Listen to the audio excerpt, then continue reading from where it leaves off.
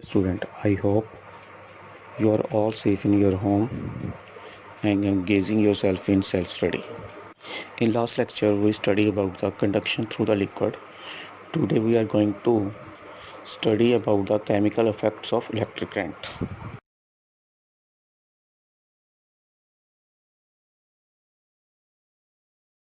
After studying, you will be able to number 1. Enlist the applications of electrolysis. Number 2. Name the first cell that converts the chemical energy into electric energy. Number 3. Describe the process of electrolysis of water.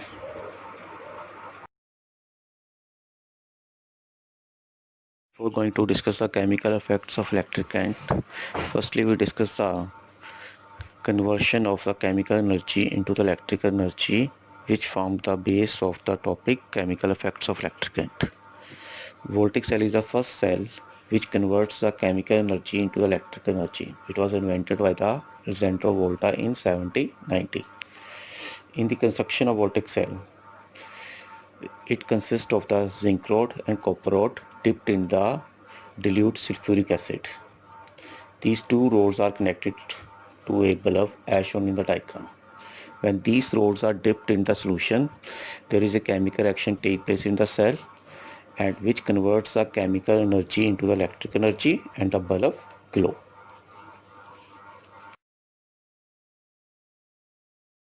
Chemical effects of electric current, that is electrolysis. After the inventions of the voltaic cells, scientists realized that chemical changes in a liquid can produce the electric current.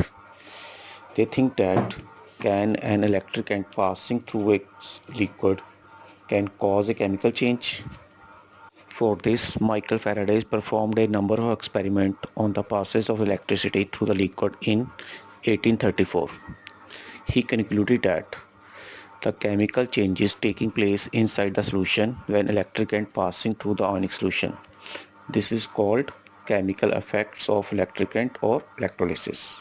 For these experiments, electrodes are dipped in the solution. Electrode which is connected to the positive terminal battery is called the anode, and the electrode which is connected to the negative terminal battery is called the cathode, and solution used in this experiment is called electrolyte.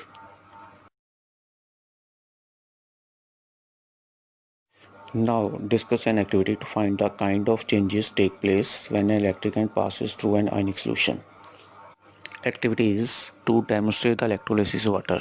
For this activity, take a beaker of the tap water and two pencils with the both ends sharp. Connect a battery across the exposed tips of the both pencils and other ends of the exposed tips of the pencil dipped in the water as shown in the diagram. Tip of pencil should not touch the bottom of the beaker. Pass current for the 3 and 4 minutes. We see the oxygen bubbles are formed on the anode and hydrogen gas bubbles are formed on the cathode. It was observed by the British chemist William Nicholson.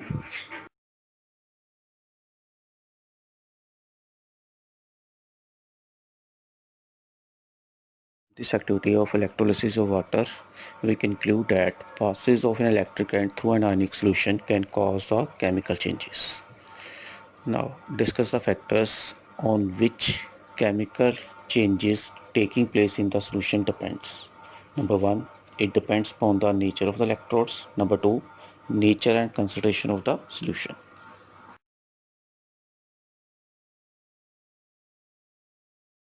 Some of the prominent effects of the chemical reactions taking place at the electrodes and within the solutions are: number 1, metal may get deposited at the electrode surface. Number 2, gases bubbles may form near the electrodes. Number 3, change of the color of the solutions may occur.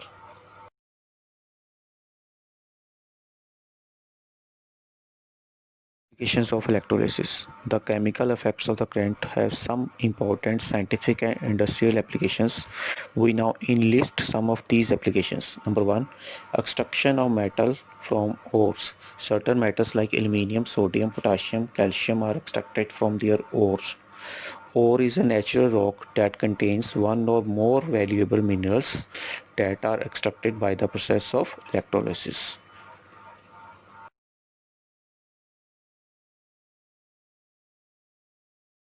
Number 2. Electrorefining of metals. It is a process of obtaining pure metal from the impure one.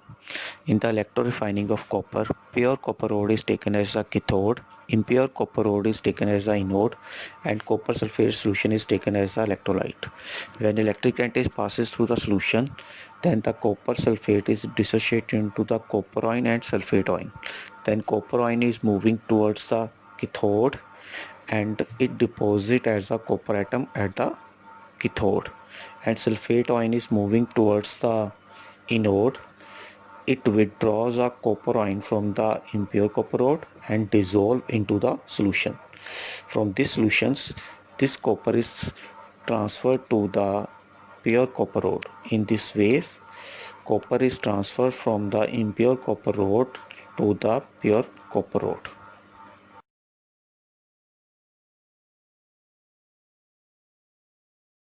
Number 3. Electroplating. It is a process of depositing a thin layer of any desired metal on another material by passing the electric current.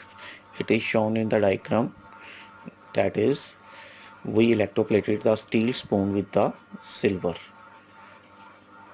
That is coating of the superior metal on the inferior metal.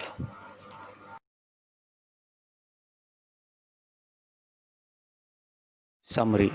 When electric current passes through an ionic solution, certain chemical changes taking place at the electrodes and within the solution, like gases, bubbles formed near the electrodes, change in the color of solution, and metal may get deposited at the electrode surface. Now we have finally reached the conclusion of this topic. These conclusions are: number 1. Applications of electrolysis process are: A part, extraction of metal from ores; B part, electrorefining of metals; C part, electroplating. Number 2.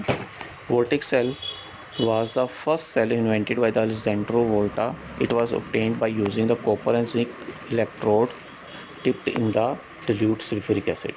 Number 3. In the process of electrolysis of water, hydrogen and oxygen gases are produced near the cathode and anode electrode.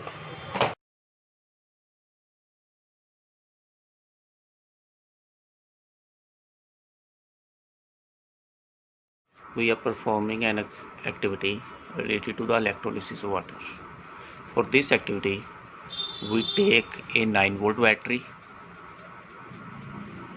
connecting wires, and 2 sharp pencils,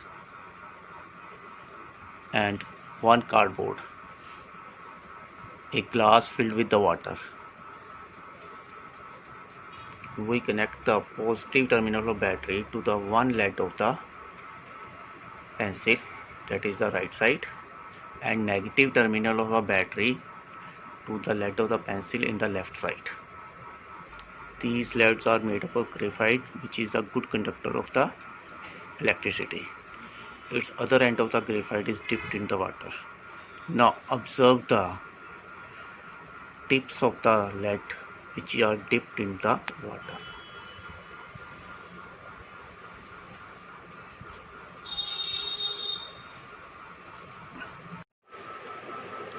Now we observe the tip of the pencils. In the left side of pencils, we observe number of bubbles formed is more. In the right sides, number of bubbles formed is less. Left side is connected to the negative terminal of batteries, so that is a cathode. At this side, hydrogen gas is produced. In the right side, which is connected to the positive terminal battery, there is oxygen gas is produced.